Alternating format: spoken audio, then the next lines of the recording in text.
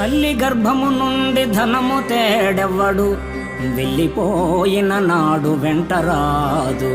లక్షాధికారైన లవణ అన్నమెగాని, మెరుగు బంగారము మృంగబోడు.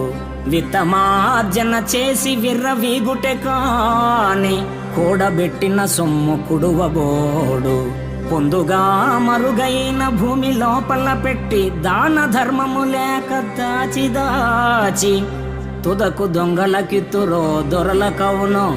తేనె జుంటి గలియవా తెరువరులకు, భూషణ వికాస శ్రీధర్మపుర నివాస.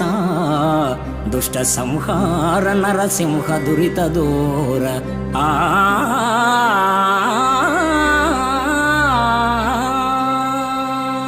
తల్లి గర్భము నుండి అవని తల్లి ఒడిలోనికి వచ్చినప్పుడు వెంట ధనాన్ని తేడెవ్వడు.